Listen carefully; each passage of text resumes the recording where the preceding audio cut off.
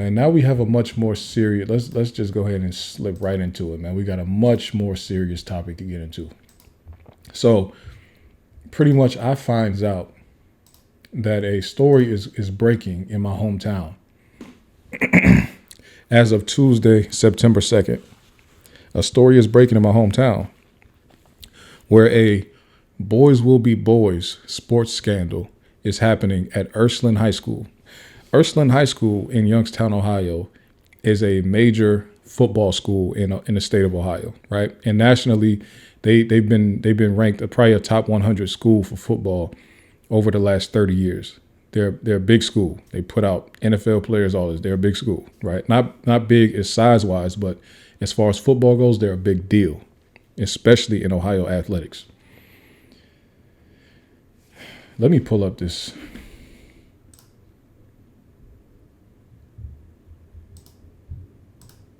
Let me just read you the headline. Now, this is the local news website from back home. 21 FM WFMJ. Lawsuit claims sexual assault during alleged Ursuline football team hazing. Now we're gonna take this slow. We're gonna really go through this thing because this is some extremely ridiculous stuff. Right? I just remembered I have the 200-page indictment. Hold up. It might be on here. It's not an indictment, my bad. It's a lawsuit. All right, there you go. Yeah, okay. All right. Let's read because this is a sick story, right? Youngstown. We're just gonna read this, man. Youngstown, Ohio. This is where I'm from. Youngstown. A federal civil rights lawsuit has been filed in connection with an alleged hazing incident involving the Ursuline High School football team earlier in the summer. According to a press release, a lawsuit was filed on Tuesday against Ursuline High School, along with the principal Matthew Sammartino, assistant principal Margaret Daymore, head coach Dan Reardon, assistant coaches Tim McGlynn and Christian Sirianodis, along with several players and their families on behalf of a student who was allegedly hazed, physically assaulted, sexually assaulted, and subjected to creation and dissemination of child pornography. Okay, essentially, let's give a brief overview. What happened was the team went on a team trip to go play like in some camp or something like that in Florida. While in Florida, first of all, the adults were extremely unconcerned about watching over these kids, right? So the kids, these teenagers, started to get into things that they shouldn't have got into, mainly hazing each other. But one child in particular, at least, started to be sexually assaulted, right? Not just, they first of all tore his clothes off violently, tore all his clothes off, choking him up and all this type of stuff. But if you are sensitive, close your ears. Raping the child, penetrating the child, right? So they were doing this, right? And they recorded it. Not only did they record it, they started sharing it to each other, these other kids on social media. So that's where they get the dissemination of child pornography. So these some of the other kids recorded the teens doing this to one of the kids, right? Well, let's keep reading. Right. The suit also named several students and their parents as defendants. These alleged incidents occurred on a multi-state trip the football team took back in June of 2025 over the course of 9 days. The lawsuit brings several details to light regarding the circumstances surrounding the allegations. According to the release, the players allegedly held the student down, stripped him, humiliated him, and sexually assaulted him. Additionally, the suit alleges that several other students recorded the video of the incident and posted it to the team's group chat on Snapchat. These videos were later transmitted to other Ursuline students and the community at large, according to the suit. Specifically, the suit alleges that on the first night of the trip, 2 players came to the victim's room for his initiation, causing him to hide in the closet. These students allegedly grabbed him by the throat, pulled him out the closet, threw him on the bed, and sexually assaulted him. The suit alleges another incident like this occurred on the 4th night of the trip. According to the suit, the players openly discussed past and planned hazing assaults in front of the coaches, who allegedly dismissed it as boys just boys being boys. That sentiment was allegedly echoed by the assistant coach as well. Meanwhile, when the incident was brought up to Principal Sammartino, by the way, I forgot to say this. This is the case of the week. This is a crazy one. Okay. Meanwhile, when the incident was brought up to Principal Matthew Sammartino and Assistant Principal Daymore, Sammartino allegedly showed a lack of interest, but Daymore acknowledged this is bad. Nevertheless, the suit alleges that the school did not investigate the matter or take any disciplinary action despite having sufficient evidence. Once the coaches became aware of information that this kind of misbehavior and this kind of hazing and sexual assault and assaults are going on, they should have put a stop to it immediately, Attorney Chandra, who is representing the victim's family, said. The complaint alleges that they didn't even go in and check on the boys when the activity was going on, and there are multiple text messages throughout that support those allegations. In addition, once the school administrators became aware of the problems, they should have immediately launched their own investigation, not just referred it to law enforcement. They had an independent obligation to investigate. They had an independent obligation to discipline players and discipline their own employees, the coaches, and they have failed to do so. That's what this suit alleges. And for those reasons, the combination of misconduct, malfeasance, and nonfeasance alleged here is extremely serious. Further, the suit claims that the meeting was scheduled with Sammartino and Daymore, but before the meeting took place, the child's mother began receiving text messages from other teen mothers who were aware of the meeting, telling her this could result in the season being canceled and asking her to be sure what she wanted to come out of the meeting. The suit also alleges that the victim's sister had to transfer schools after facing intimidation by some of the players. One of the players allegedly showed up to her place of work and other places she frequented to allegedly intimidate her into not speaking up on behalf of her brother. One specific incident mentioned in the suit is when one player and his friends allegedly stared at the victim's sister in an intimidating fashion at a restaurant. The suit further alleges that Ursuline attempted to cover up incidents by deleting posts from Ursuline High School Facebook page as well as other football social media accounts. Furthermore, the suit alleges Sammartino and Daymore warned players not to say anything about the incident and the matter was under investigation. The suit goes on to allege that Ursuline provided 2 fraudulent statements in the form of press releases describing the alleged attacks as an isolated incident only involving a limited number of players when the alleged incidents actually involved at least 25 players, including 12 assailants and multiple witnesses and victims. The suit further goes into Coach Reardon and Timothy McGlynn's histories of misconduct the suit alleges the school was aware of before hiring them. Specifically, now this is a crazy one. The suit alleges that Reardon, the head coach, had previously resigned from Ursuline under a cloud of negativity in 2011 due to his alleged recruitment of players who reflected poorly on the school and turned a blind eye to their misconduct. Also, I have an inside source in this situation, right? One of the parents of some students at Ursuline, I'm tapped in with, right? So I'm getting, supposedly this coach also, the coach Reardon also has a history of hitting the kids himself. So him finding out other kids are hitting kids, he didn't care because this is what he does also, right? He hits on the kids, stuff like that. McGlynn resigned from his position as a head football coach at Champion due to allegations of physical abuse and threats against players, which was first reported by 21 News in 2020. My bad. It was McGlynn, not Reardon. McGlynn was that. Reardon was fired because he's doing dirty recruiting tactics. My bad.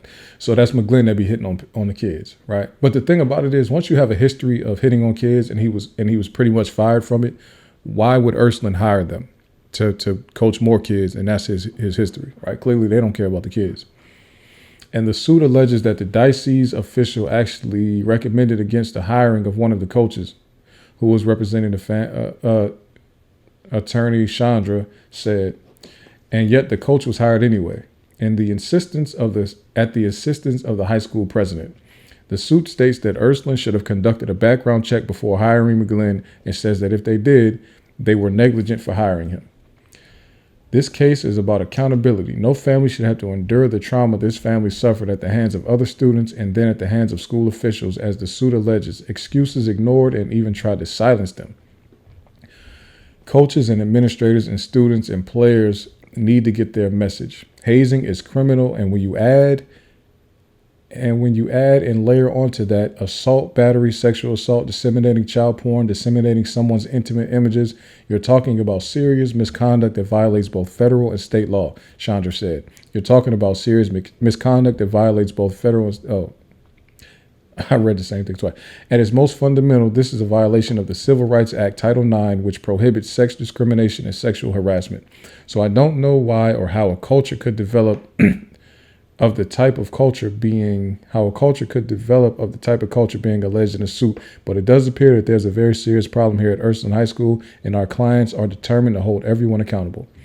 Chandra said anyone with further information can reach out to his office. What the suit alleges is that the problem of hazing at Ursuline High School went back years, and that this had become a problem at the endemic culture, become a part of the endemic culture of the school and the football program. And the suit alleges the coaches were aware of it and did nothing about it under those circumstances, Chandra added. And when you're talking about allegations of serious sexual assault, you're talking about a very, very serious problems on a national scale.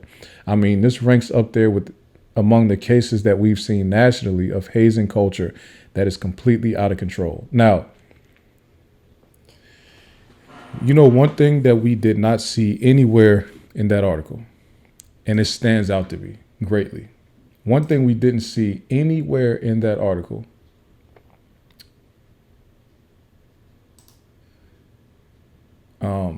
just give me 1 second. My bad. Okay. Oh, shit. We didn't hear anything in that article or read anything in that article that mentioned arrest. We didn't see or hear anything about the Youngstown Police Department. We didn't see or hear anything about the FBI. We didn't see or hear anything about the police department down in Florida where these sexual assaults happened. How is this possible where you have violent rapes on camera? We have a full news report about it, and it's only talking about the civil case. I understand the civil case has to happen, but these people reported it, though. They reported this to the authorities. How come there's nothing in here about anybody being arrested? At minimum, the people that recorded the child porn should be arrested. I mean, just off GP, just off the top. But once they identify the other kid, as a matter of fact, the other people that did this have been identified because their names are in the lawsuit. Right?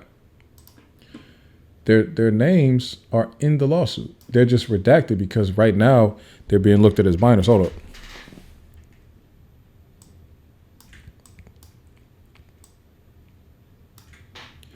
They're being looked at as minors. I personally think they should be,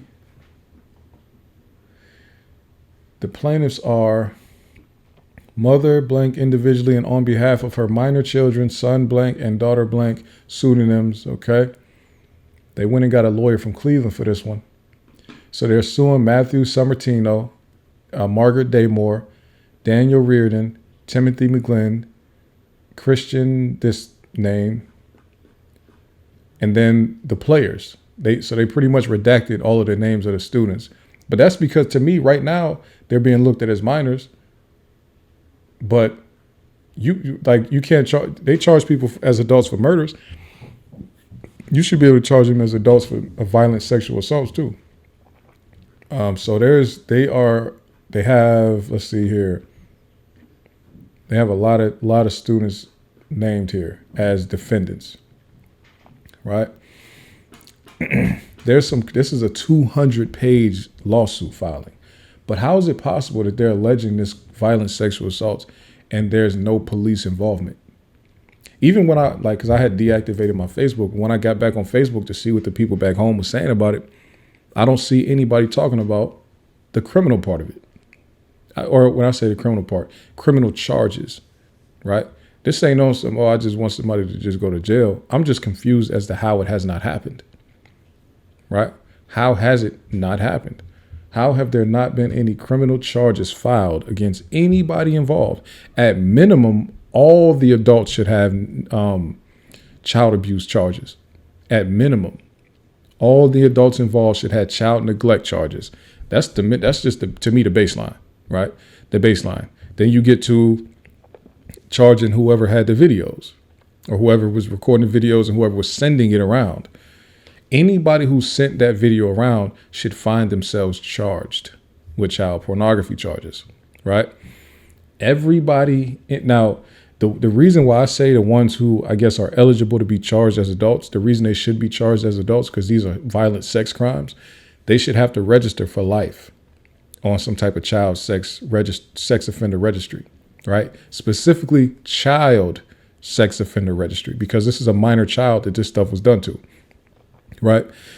So I believe this is not even now there might be some discussion around jurisdiction, right? Because you have one aspect of it is where the crimes actually occurred at. So you have to figure out where the crimes occurred, and you probably need those authorities to jump in there and jump on that, right? However, because this is a multi-state trip, and because it happened in multiple jurisdictions, and because the crime took place over the course of weeks or whatever, and then the dissemination of the child porn is attached to this crime, this is a federal thing. To me, this is federal jurisdiction. The FBI has to step in here. Federal prosecutors can get involved. There is a federal court in Youngstown. So federal courts have to get involved, right? Federal prosecutors got to get involved. Federal authorities, law enforcement has to get involved. The FBI got to get on top of this, right? This is a multi-state crime, right? Now, especially when we talk about the cover up, now you got to look at this like an organized crime. They should be charged as some type of racketeering case, some type of conspiracy case, not racketeering. This should be a conspiracy case, right? Because you have the adults that knew about it that are trying to cover it up. And then on top of that, there are people who have gone to this school. There's another Catholic school on the south side. So this is on the north side. Ursuline is on the north side. There's another Catholic school on the south side called Mooney, right? Cardinal Mooney. People that have been going there for years, they're saying that this is not a new thing. And these things have been happening for a long time.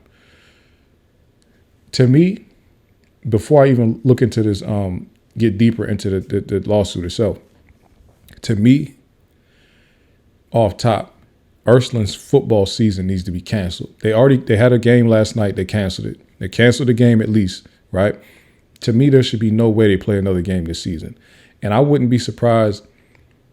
It would be real if they saying this is a long-term thing, but the coaches themselves and the principal and all this tried to cover this up. They should lose their football program for a couple of years. They should be suspended at least for a few years, right? If this is something that's been going on for a long time, I don't even care if it's been going on for a long time. The things that took place just that are alleged in this lawsuit right here, they should not be able to have a football program for years, at least 5 years, I think.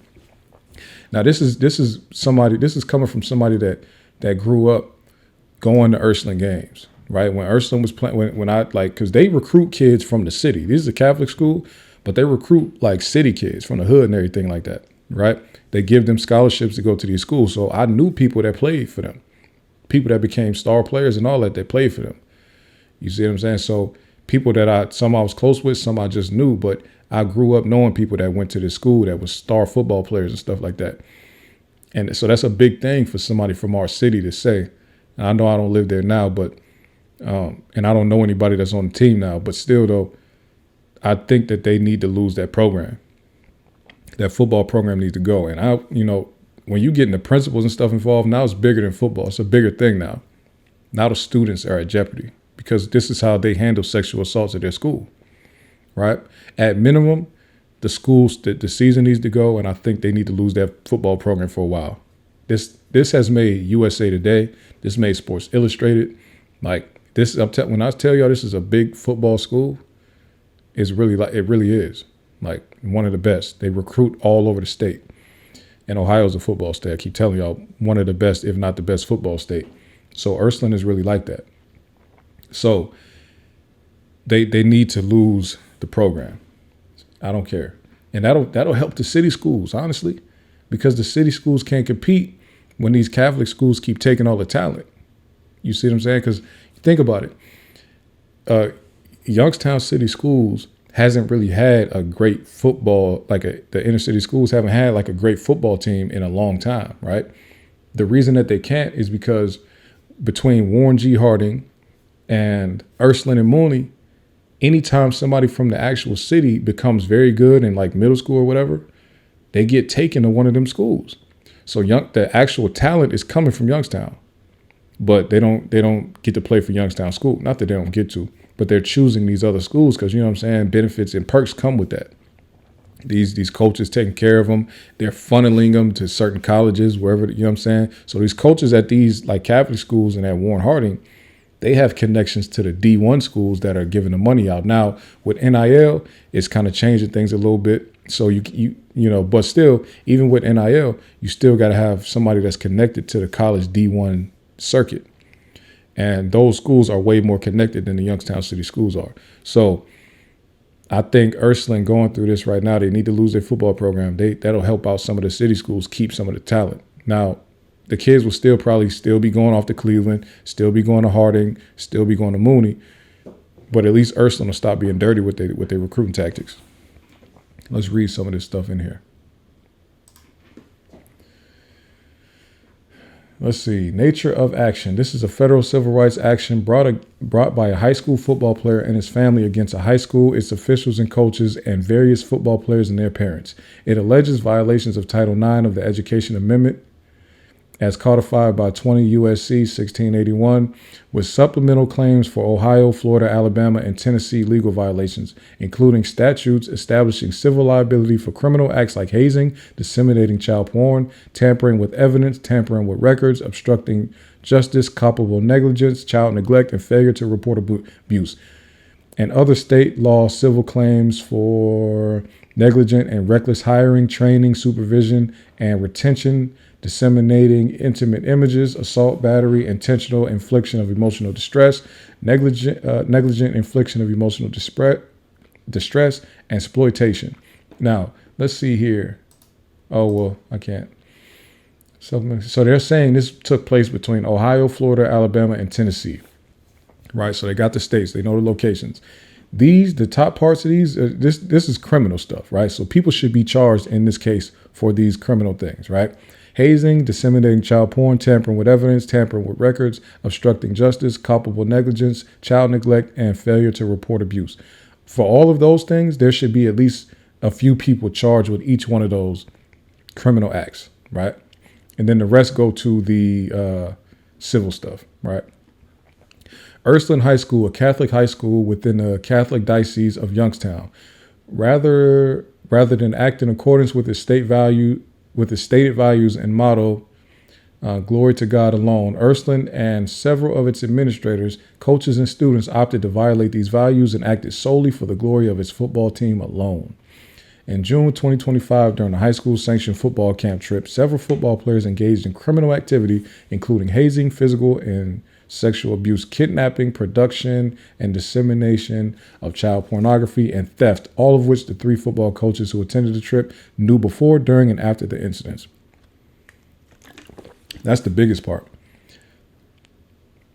All of which the three football coaches knew, who attended the trip knew before, during, and after. Meaning the kids were talking about doing it before they did it, and the coaches heard them.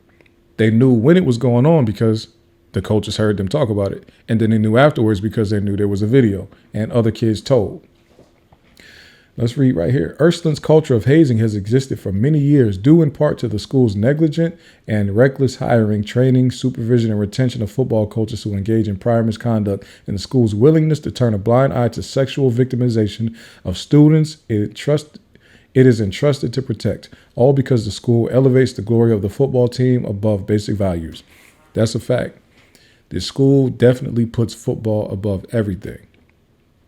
Like I told y'all, this is one of the biggest football schools in the country.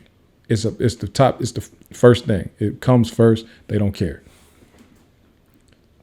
Victims, both named and unnamed, have endured permanent and lasting harm, degradation, humiliation, intimidation, and retaliation, all of which Ursuline, its administrators, and its coaches could and should have prevented. Another thing I want to tell y'all real quick. We talking about a Catholic school, and I'm going to just say this real quick. We talking about a Catholic school, right? But this is a Catholic school that is still in Youngstown, Ohio. It's still on the north side of Youngstown, Ohio. These are kids that go to this private school, and it costs money to go to the school. But some of these kids are from the hood. They have a lot of family in the streets. And so this is not the type of school where it's just like, oh, everybody just got money and everybody's rich. That's not what it is. A lot of these kids are there on scholarship and they from the hood. So I just want to get that established. Not that it should change anything that you think about the case. I just want to establish that what type of kids we talking about.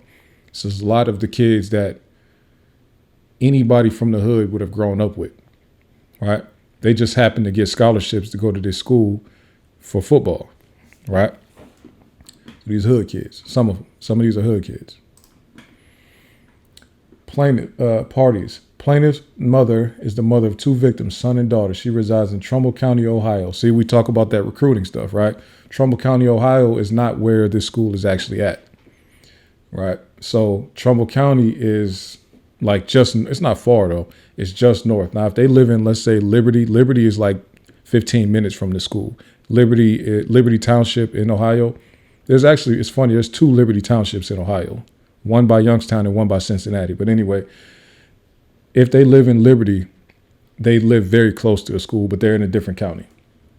But it's a private school. You can live anywhere. Plaintiff, the son, a minor at the time of filing, was entering his freshman year at Ursuline, but since transferred to another high school, he resides in Trumbull County. Now, this is the thing, right? They're victimizing people who are freshly coming in. Pretty much 8th graders becoming 9th graders. They're catching them up like how they do, say fresh meat on the line, whatever, fresh fish on the line. So they're getting the smallest and youngest people that are coming into high school. And the seniors and juniors are violating them. They're calling it hazing. But when you talk about sexual assault and stuff like that, they got to come up with another word for it. Hazing ain't the word, right? It's just sexual assault, right? So they're grabbing the smallest, weakest kids on the team and doing this to them, right? Defendant, Ursuline High School is a Catholic school under the Catholic Diocese of Youngstown. Ursuline is responsible for its employees hiring, retention, training, supervision, and termination. That includes its football coaches. Further, Richard Murphy is Ursuline's president. Ursuline is in Mahoning County, Ohio. At times relevant, Ursuline received and receives federal funds. Now, this is another thing I found out. Like I said, I'm tapped in with one of the parents of the kids that go there. The staff members that are listed in this lawsuit have not been put on any type of suspension yet. They not even put on temporary leave, not even paid leave. They're still in the building dealing with kids right to this day, right? They have not been sent home. So everybody that's alleged to have committed a crime in this suit are still going to school. Can y'all imagine that? They're not even telling them, hey, for your own safety, don't come up here because somebody might retaliate. They're not even saying, hey, because we don't want to make none of the other kids uncomfortable, don't come here. No, these same assailants in this whole cover-up crime scheme are still in the school building, still dealing with. I even got word that Coach Reardon he's their gym teacher, right? He's in there stressed out. He's in gym, pacing back and forth. He's in the physical education. He's pacing back and forth in the building and all this type of stuff. This is what I'm getting word of. He's at school still actively dealing with a case like this, and he's nervous around kids. Nobody thinks that he might be a danger to kids right now in this moment. It's kind of crazy that he would still be there, right? Looks like all these people living okay.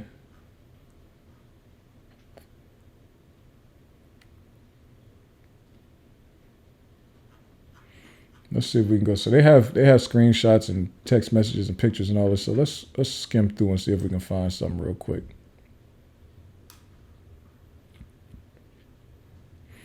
Okay, player 14. Hey, I'm gonna be real with y'all. Y'all actually have to stop like blank in the rooms because the coaches know and said that ish better effing stop. Bro, dead. I'm guessing to say bro, dead ass. Well, text me something. Right. Ursuline player 15. A minor is in Ursuline. Aside from being a victim, player 15 isn't believed to have been involved in the incidents.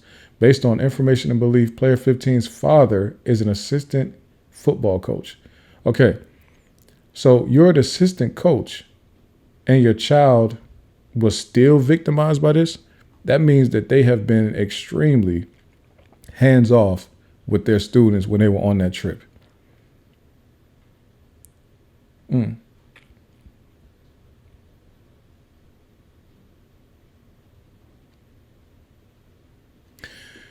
Player 16, a minor, is an Ursuline junior football player. Player 16 is not believed to have been involved in the incidents. Player 16, on learning of the attacks on Son, told the other players not to harm Son anymore, but Son was harmed again.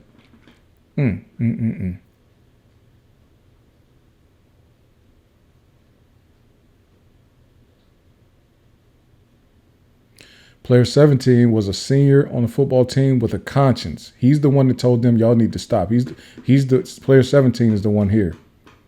Oh no, that's not him. That's also different text messages. Player 17 told them they need to stop. Right? Y'all need to leave him alone. And even when player 17 said that the hazing, attacks, and sexual assaults continued. Player 18, who's a sophomore, was involved in the incidents. Player 19, who was a freshman, was involved in the incidents. Wow, so it wasn't even seniors doing all this. Player 22, who was a freshman, is not believed to have been involved. 23. Player 23 was a witness, but he wasn't involved. 24 was a witness, but wasn't involved. Let's keep it pushing. Jurisdiction and venue. I know I love jurisdiction and venue when we talk about lawsuits. This court has subject matter jurisdiction under 28 U.S.C. These for federal claims under Title IX of the Education Amendment as codified under 20 U.S.C.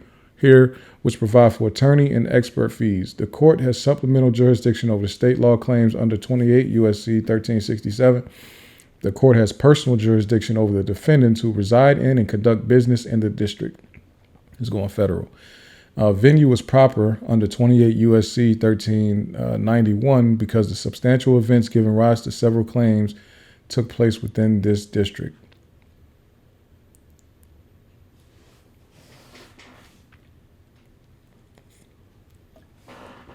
Look at this. So this is why they really hired the man back, right? In 2004, Ursuline hired defendant Daniel Reardon as his head football coach. After 8 years on the helm, including several successful seasons and 3 state titles, Reardon resigned under a cloud. Now, y'all see that? They won 3 state titles in 8 years. So they definitely they was like that. It was cold. The cloud was based on Reardon's recruitment of players who engaged in conduct that reflected poorly on the school, its academics, and its reputation, coupled with Reardon's willingness to turn a blind eye to his football players' misconduct. Now, you see this right here? This is why I was telling y'all about the thing about who's... Oh, I'm tripping. I'm not even showing. This part right here, the cloud was based on Reardon's recruitment of players who engaged in conduct that reflected poorly on the school, its academics, and its reputation, coupled with Reardon's willingness to turn a blind eye to his football players' misconduct. Now, the reason why I highlighted that is because that's what I meant when I said some of these kids that they are recruiting to the school are in the streets. They're in the hood. Like they're in the hood, some of them in the streets, right? So this is what they mean. Like some of these kids, like I know people that, they go in here and you at a Catholic school and you at home and there's shootouts happening, you getting shot, you shooting at people, stuff like that. At a Catholic school, you don't hear about that too often. That's kind of what they was getting at him. Like he's recruiting people that kind of make the school look bad. But because they're so talented, he didn't care. That's kind of what was getting at. There was stuff going on with some of these kids, right? So because of Ursuline's obsession with winning football games, it was willing to overlook Reardon and his players' transgressions, right? So that's a thing with that, right? After Reardon's okay, we can keep on scrolling through there. Let's see what other major pieces. Let's see where. All right, these are just screenshots about the bad recruiting tactics of McGlynn and Reardon. They was pretty much using other parents to reach out to kids that they weren't legally allowed to reach out to, and the parents were doing it for them. They were promising them things like, yo, you have a night out on the town, just get this person to do this application, stuff like that, right?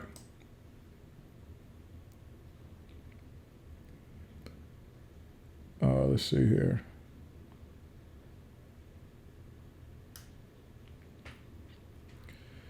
Okay, so here's one of the text. This is one of the emails, pretty much saying that they're like the coaches were aware that a lot of craziness was going on at the hotel, and they didn't do anything. Dan Reardon sent the message. The manager of the hotel just told me that he got a complaint of too much noise. This is the only warning you will get. The whole team will be punished if I get another complaint. The specific complaint came from the 3rd floor. Lights out was supposed to be 10 p.m. Reardon never went and personally checked on the disturbances or complaint, nor did McGlynn or this name, Siriandis, whatever. Right?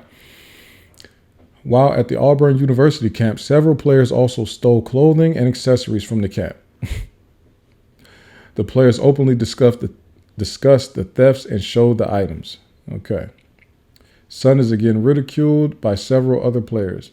Okay, so while they were in Alabama on June 14th, the team attended a football camp. Okay, throughout the day, as with the prior day, several players continued to ridicule Sun, hit him in the head, and threaten him that he was going to get his butt took that night back at the hotel.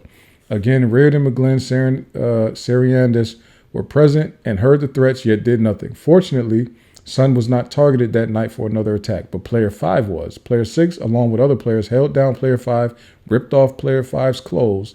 Sun started video recording, but when he realized what was happening, he abandoned Snapchat for not saving the video and did not post it to the team's group chat. But several other players recorded the attack on Player 5 and posted it to the teams. Okay, so here we go. The Sun, now this is an interesting piece. The Sun who was victimized and whose mom is the one making this lawsuit was actually recording the exact same thing happening to another child. But because he showed a conscience and decided not to save the video, they're still looking at him as if he was not involved. But the fact that you started recording any of it, knowing the hazing was happening, knowing the same hazing attempt that happened to you was going on, something about that. Day 4, June 15th, travel day to the state of Florida. See, this is why this has to be FBI, because they're doing it in multiple states. This is a multi-state crime. The team traveled with 2 L's. Anybody, I ain't familiar with travel with 2 L's. Am I tripping? It looks crazy to me. Ain't travel spelled with 1 L? Attend a football camp at Florida State University. Throughout the day, as in the previous days, several players continued to talk about the prior attacks and their plans to take butts that night. Again, Reardon, McGlynn, and Siriandis were present and heard the discussion and threats, yet did nothing. While Sun was at the hotel with Player 7 and 8, with Player 7, Player 8 came in. Player 8 took Sun's cell phone from him and sent out Sun's room number on the team's group Snapchat to alert the player of Sun's location. Sun, knowing he was about to get attacked again, locked himself in the bathroom. When several players arrived at Sun's hotel, they forced open the bathroom door, injuring Sun's foot in the process. The injury to Sun's foot was visible days later when he returned home. Player 8, Player 9, Player 10, Player 11 pulled Sun out the bathroom. Player 9 forcibly lifted Sun off the ground by his shirt and arms, while Player 8 and Player 10 and Player 11 forcibly tried to strip Sun's pants and underwear off him. Sun shook his head and pleaded no while holding the side of his pants. Sun, who tried to appear strong, wanly smiled in an obvious effort to hold back his tears. This portion of the attack was video recorded and posted to the team's group Snapchat. Before Player 8, 9, 10, and 11 could completely remove Sun's pants and underwear, somewhere yelled, "The coaches are in the hallway," prompting them to run away. Player 12, who was present for the attack, stayed in Sun's room when the other players ran off. Player 12 told Sun that he could go to Player 12's room to avoid the other players coming back because they knew Sun's room number. Sun went to Player 12 to his room thinking Player 12 was trying to protect him. But Player 12 was not trying to protect him. Player 12 had lied to Sun and lured him into another attack. Golly, Player 12, you was evil. You evil. When Player 12 led son into his room. 4, 8, 9, player 10, and 11, and 13 were waiting for son. Player 24 was also in the room. Son said, heck no, I'm leaving, and tried to leave the room, but 12 stood in the doorway to prevent son from leaving and said, you're not leaving now. These some little evil niggas, huh? Son protested and tried to leave, but player 12 prevented him and said, it's too late, you're not leaving. 8, 9, 10, 11 immediately attacked son, carried him onto the bed and slammed him on the bed. Player 12 stood guard in the other room and watched. Player 10 forcibly grabbed and restrained son's left arm, covering son's mouth to prevent him from screaming for help. At the same time, player 11 forcibly grabbed and restrained his right arm. Player 9 grabbed and restrained son's left leg. 8 did the right leg. Player 13 forcibly grabbed and restrained son's right leg. And okay. 8, 9, 10, 11, and 13 tried to strip off his clothes, but son was trying to defend himself. He fell off the bed. While son was on the ground, 8, 9, 10, 11, and 13 continued to assault him and eventually pulled off his pants and underwear, revealing his nude buttocks and genitals. Son covered his now exposed genitals with his hands, but the players pulled son's arms, fully exposed him for the video recording. As player 10 grabbed and held his arms, exposing his nude buttocks and genitals, player 9 smacked his buttocks twice. As son stood up, player 8 threw son back on the ground. Son crawled to the corner and covered his genitals with his hands. One of the players threw a washcloth at son to cover himself, while player 11 smacked him in the head face. As with the earlier attack, son was pleading no while trying to fend off the attack. Son tried to appear to be strong, but was holding back his tears. Player 4 video recording the attack posted the videos to the team's group Snapchat. Player 12, 20, and 25 saved and transferred the videos in Snapchat. So boom, you got those federal child porn crimes right there, right? The videos were disseminated over state lines to the other Ursuline football players and students in Ohio. So boom, another federal crime right there. That's why they're wording it that way. The videos were further disseminated throughout the surrounding community. So this is all crimes, federal crimes. Player 11 took son's underwear and said they were keeping as a trophy. Criminals like serial killers and serial rapists commonly take trophies to commemorate and remind them of their criminal achievements. That's real. So this is the picture of the boy's underwear on the ground right here at the bottom of some stairs. Right?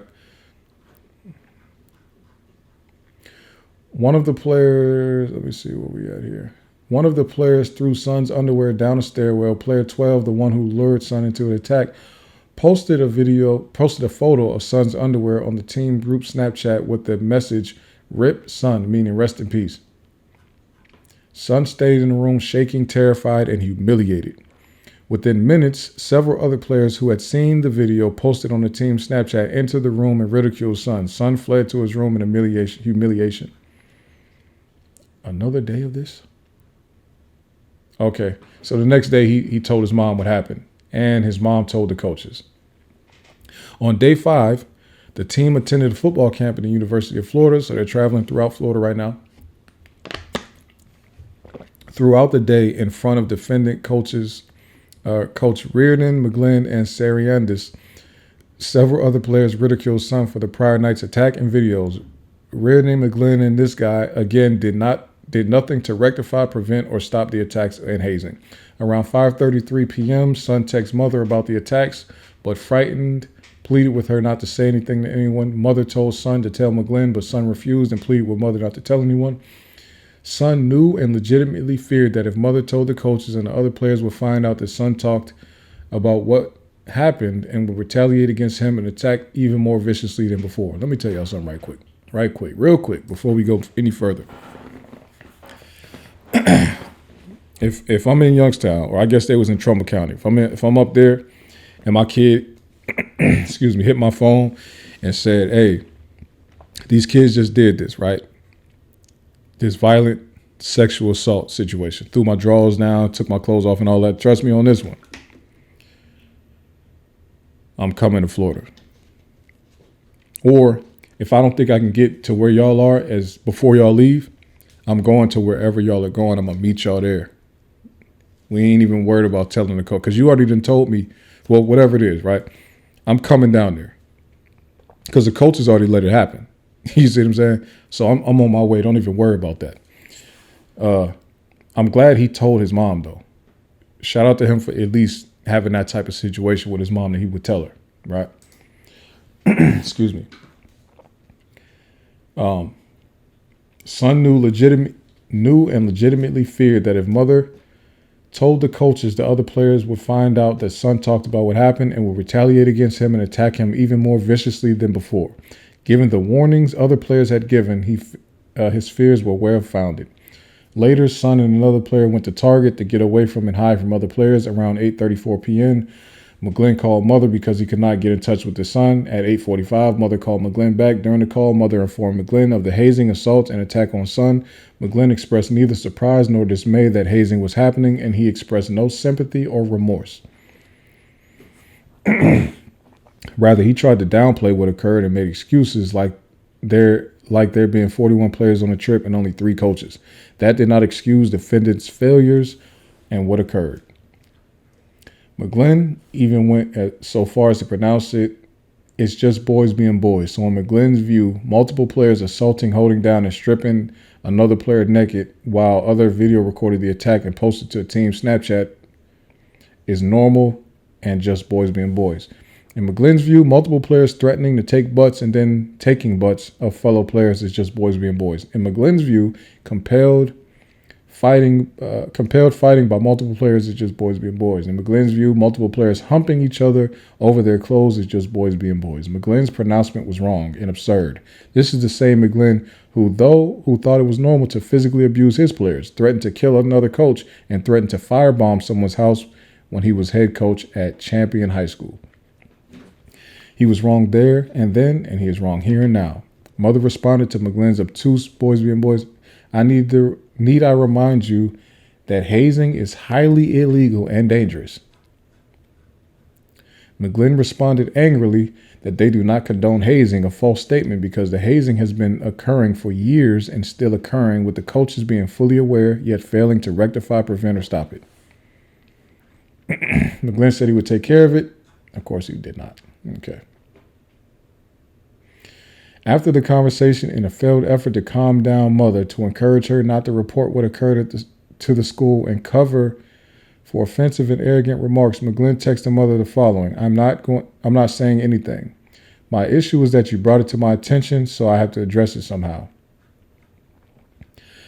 I am, but it happens behind closed doors. There are 41 kids on 3 different floors. This did not happen behind closed doors. The players openly talked about it in front of coaches on the bus and throughout the camps. The players posted on okay. Yes, thank you. I'll be on it. Don't worry. Nobody else just from okay, let me keep going through this. Let me see.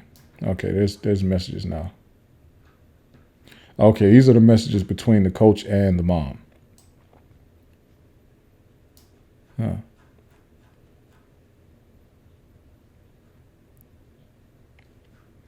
This coach ain't on shit.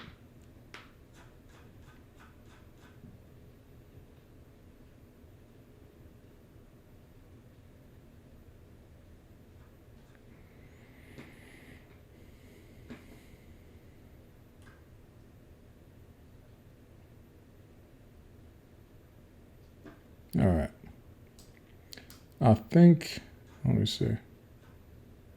Look at, y'all see this? This is the little boy. He looked skinny as hell. He looked little. But look at this. He get an abscess on a trip.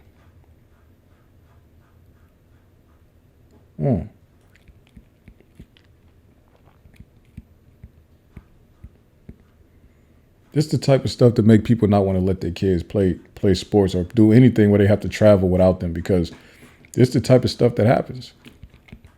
Right? And the fact that there's 41 kids and this happened to like 1 or 2, that don't really matter.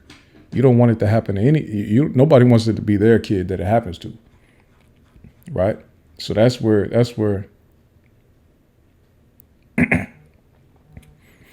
okay, let's see here. What's going on here?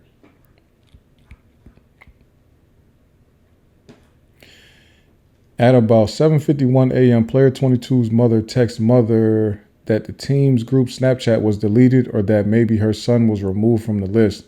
The team's Snapchat was not deleted this time. At about 9:20, before mother met with the administrators, player 22's mother sent another text to mother. Which one did you send? It's okay. I sent the first one. I panicked and asked blank, and he said that way I didn't let all my threats out in just the email, that I need to convey that in person. They messaged back and asked if I could meet at 1 and I have court at 2. So I wrote back to see if noon could be an option. Waiting to hear. Their group chat is gone now. Oh yeah? Good thing we saved those videos, unless they kick player 22 out of it. I just got a call with everything that you said in the email. The whole season is going to be canceled. I understand your frustration and I am empathetic to it. If I were you, I would really think about what you want to come out of this meeting. I would. Okay. Nobody cares about your season when people sexually assaulting somebody's kid, man. Nobody cares, Mom. But now you're in on the conspiracy because you wanted to say that. This is a long, like I said, 200 pages, right? Oh, yeah. Of course, the school is trying to help silence everybody. So this is an email the school sent out. At Ursuline High School, the safety, well-being, and character development of our students is our highest priority. Are our highest priorities. We are currently investigating a report of inappropriate behavior involving members of the football team during a recent team trip. As always, we take concerns about student conduct very seriously and are committed to addressing them in alignment with our school's code of conduct and values we strive to instill in every student. Parents of the students directly involved have been contacted, and we are working with the appropriate authorities to ensure a thorough and fair review of the situation. In recent days, there have been increased attention on social media, including sharing of blatant misinformation and speculation. We understand how difficult it can be when questions arise and answers are limited due to the need to protect student confidentiality during an active investigation. We respectfully ask for your support in speaking with your child about the importance of avoiding rumors, maintaining respect for others, and demonstrating leadership during challenging times. We are committed to transparency and accountability and will provide. Okay, I don't even need to read no more of this. Y'all see this? In recent days, there have been increased attention on social media, including sharing of blatant misinformation and speculation. Now, it's already been established that they are sending the video of the kids being assaulted, right? So what about that could possibly be misinformation and speculation? People are making opinions based on the video that they're either seeing or hearing about, right? This is not misinformation. This is child pornography on the internet, and people are making statements and giving their opinions about Ursuline as a whole and the football team. That's not rumor and speculation or misinformation and speculation. That's people seeing something that's completely wrong and giving an opinion on it. All right. So Ursuline did their job trying to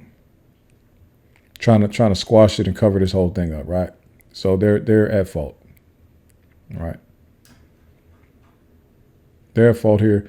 I don't even need to go too much into this. Y'all can look the case up now, man. This is just, if you look up Ursuline High School football, and then just type in, just go click on the news tab, you will get what you are looking for this case. This is huge. This is going to change high school athletics and anywhere that hazing is going on at, right? This is going to be a big one. It's going to change a lot. Excuse me. Okay. Let me, that was a long topic also, just like the Young Thug recording stuff was, but I think it's very important. Now, I had more topics, but I'm just do one more,